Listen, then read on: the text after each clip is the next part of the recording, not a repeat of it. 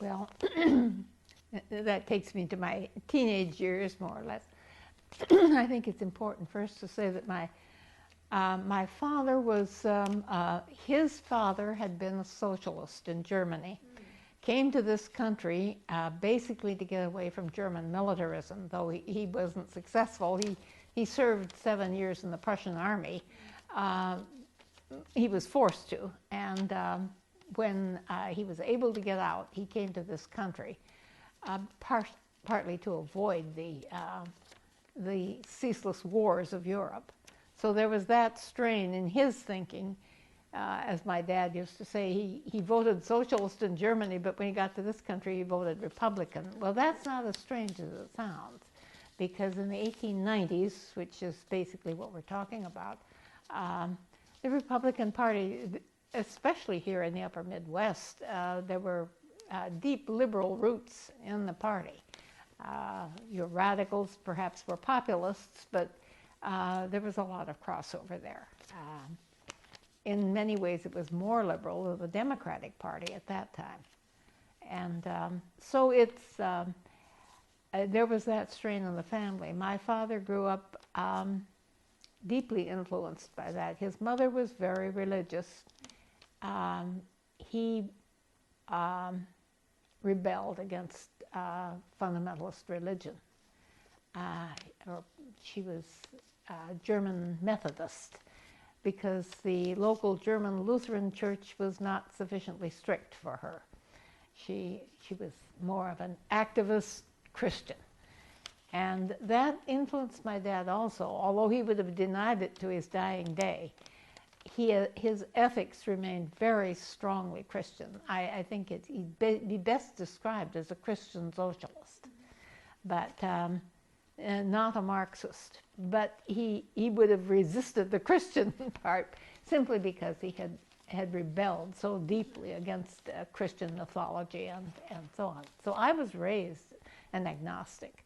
My mother really wasn't attached to any church. She had some, her mother had been quite interested in New Thought, which is an offshoot of Christian Science, and but never belonged to any organized group, and mainly it was through reading and talking with people. So my mother really was unchurched in a sense, and so I grew up unchurched, but nevertheless with that strong Christian ethics, which my dad applied to society as well as to personal life. And it was, I can't remember a time when it wasn't impressed on me that you belonged in this world to do something and to leave it better than when you got into it, if you possibly could. And that was why you were here. And so becoming a part of community movements and getting into politics or whatever came very naturally to me. As I say, both my parents were deeply interested in history, not because they were trained in it or taught it, but because they just were interested. My mother was a habitual reader. One of my earlier memories is walking to the local public library with her and looking at the books, and she read aloud to me as a child every evening. And so I grew up with that strong background of an appetite for the life of the mind and for history. When it came to going to college, my dad, the only reason a woman would go to college would be so she could earn a living. And since he had no son, he only had me, one child, he never made me feel that he wished I were a boy, but he always told me, well, a woman can do anything a man can do.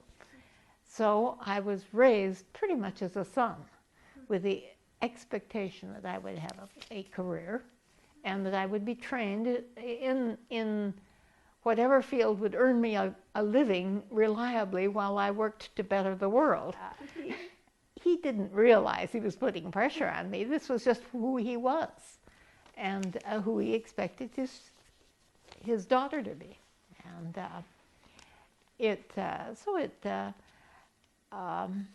I grew up with that expectation.